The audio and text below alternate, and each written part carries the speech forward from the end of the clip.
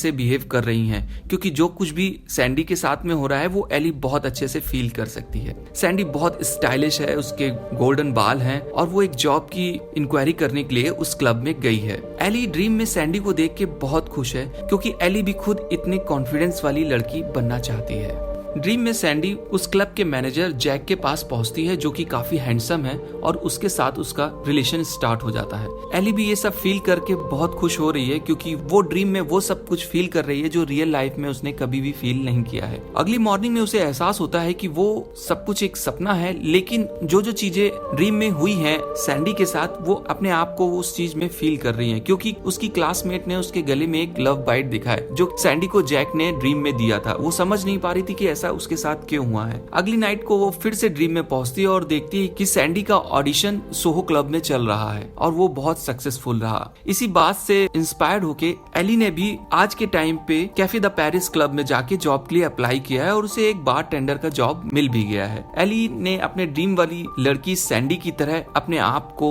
Change करना start कर दिया है। उसने भी अपने बाल ब्लंड कर दिए हैं, यानी कि गोल्डन कर दिए हैं, और उसी की तरह जैकेट पहनी है। एली को भी वही कॉन्फिडेंस अब फील हो रहा है जो उसके ड्रीम में सैंडी को फील हो रहा था। एली जब अपने पब में जा रही थी काम के लिए, तभी उसे एक सिल्वर हेयर वाला एक बूढ़ा आदमी दिखाता है जो उसे सैंडी समझ रहा था। वो समझ नहीं पाई ऐसा क्यों हुआ, क्योंकि इतने सालों के बाद भी अभी सैंडी को जानने वाले लोग हैं क्या। अब हमें दिखता है कि सैंडी वैसी लाइफ नहीं जी रही है जैसी कि एली सोच रही थी, क्योंकि सैंडी को जैक अपने मेल फ्रेंड के साथ शेयर कर रहा है और अपने बिजनेस को प्रमोट करने के लिए सैंडी को भेज रहा है। सैंडी को ये सब कुछ पसंद नहीं आ रहा है, लेकिन जब वो इन सब चीजों के लिए मना करती है तो जैक उसे मारता है और बहुत मारता है। उसके पास कोई भी ऑप्शन नहीं है। अब सैंडी को लगने लगा है कि वो एक सिंगर ना होके एक प्रोस्टिट्यूट बन गई है। ये सब देख के एली बहुत सैड हो गई है और वो अब ड्रीम देखना नहीं चाहती है। लेकिन दोस्तों, अब ड्रीम उसका पीछा नहीं छोड़ रहा है। अब जब भी वो सोने जाती है उसे वही ड्रीम आ रहे हैं। एली देखती है कि सैंडी के साथ बहुत बुरा बर्ताव हो रहा है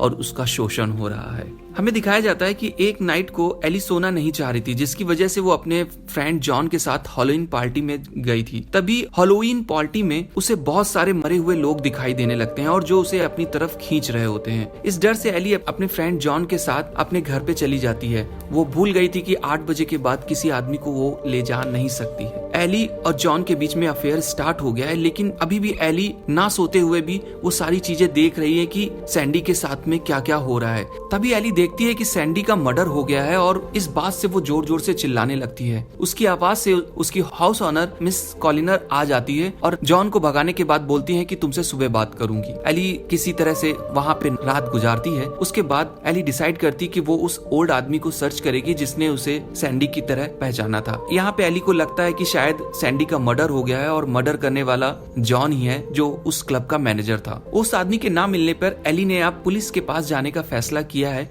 क्योंकि अब एली सैंडी का बदला लेना चाहती है, क्योंकि उसका मर्डर हो चुका है। लेकिन 60s की बात करके पुलिस उसे कुछ ज्यादा सीरियस नहीं ले रही है और उसके मेंटल सिचुएशन खराब समझ के उसका मजाक बना के उसे छोड़ दिया है। एली ने जब देखा पुलिस उसकी हेल्प नहीं कर रही है तो वो खुद सैंडी के बारे में पता करने लगती है और न्यूज़पेपर सर्च करने के लिए यूनिवर्सिटी लाइब्रेरी में पहुंचती है, लेकिन उसे वहाँ कुछ भी नहीं मिलता है। लाइब्रेरी में एली को फिर से स्पिरिट्स दिखाई देने लगती हैं जो उसे परेशान कर रही थी। उनसे परेशान होकर उसने एक चाकू उठाई और उन्हें मारने की कोशिश करी, लेकिन दोस्तों असलियत में वहाँ पे उसकी फ्रेंड जोसिका थी। लेकिन जॉन ने उस चाकू को पकड़ लिया, जिससे जोसिका मरते मरते बच गई। अब एली ने स्कूल जाना बंद कर दिया है, क्योंकि सबको समझ में आ गया है कि एली के साथ कुछ मेंटल प्रॉब्लम है। इसी बीच एली को वो सिल्वर हेयर वाला आदमी दिखता है, लेकिन जैसे ही वो एली से बात करके पब से बाहर आता है उसका एक्सीडेंट हो जाता है और यहाँ एली को पता चलता है कि वो आदमी जॉन नहीं बल्कि कोई और है, जो उसे प्रोस्टिट्यूशन से निकालने के लिए सैंडी की मदद करने वाला था और वो किसी जमाने पे पुलिस वाला भी था। इस बात से एली इतनी सारी सिचुएशन खराब होने के बाद अब एली लंदन से वापस जाना चाहती है, लेकिन उससे पहले वो अपनी हाउस ओनर से अपना डिपॉजिट लेना चाहती है। डिपॉजिट लेने के लिए वो मिस कॉलिनर के पास पहुंचती है और अपने साथ हुई सारी घटनाओं को बताती है।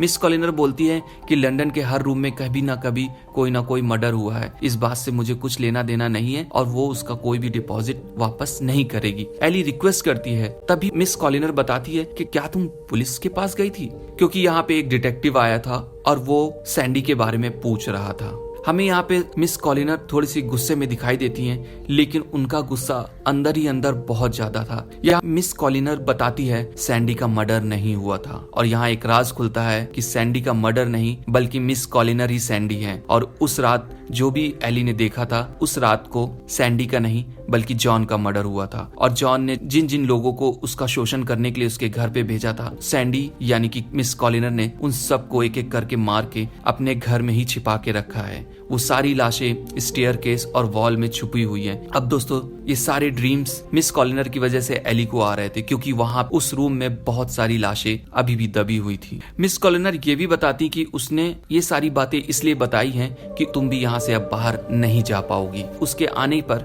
उसने एक चाय ऑफर की है, जिस चाय में उसने नशे की दवा मिलाई है।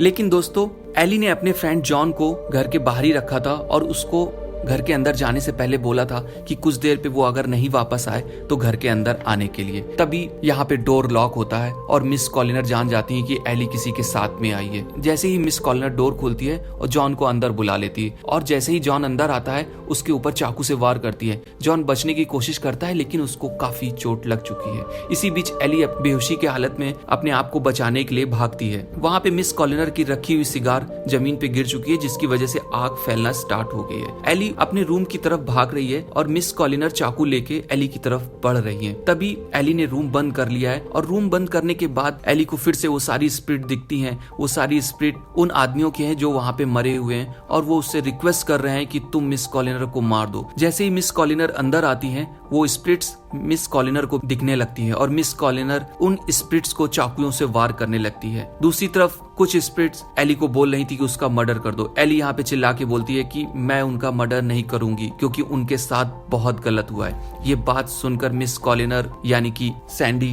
को रियलाइज होता है कि उसकी सिचुएशन को कोई फील कर रहा है, कोई उसको सच समझ रहा है। और इस बात से मिस कॉलिनर एली को बोलती हैं कि तुम अपने फ्रेंड के साथ कल जाओ, क्योंकि आग नीचे फैल रही थी। एली उसको साथ में चलने के लिए बोलती है, लेकिन वो मना कर देती है। और जाते जाते एली देखती है सैंडी यानी कि कॉलिनर ने वो चाकू अपने गले से लगा के अपना गला काट लिया है, और वो वहीं पे रह जाती है। जैसा कि मिस कॉलिनर ने कहा था, एली अपने फ्रेंड के साथ उस रूम से निकल जाती है और पूरे घर पे आग लगी हुई होती है। सैंडी और मिस कॉलिनर उसी घर पे रह के जल जाती है। सीन चेंज होता है और अब हमें दिखाया जाता है कि एली अपनी लाइफ एंजॉय कर रही है। उसने उसके ड्रेसेस का एक शो हुआ है और उसे काफी अप्रिसिएशन भी मिल रहा है। एली जब अपनी ग्रैंड मदर और जॉन से मिलती है, जो कि अब उसका बॉयफ्रेंड है, वो बहुत खुश थी। अपनी ड्रेस को मिरर में देख रही थी।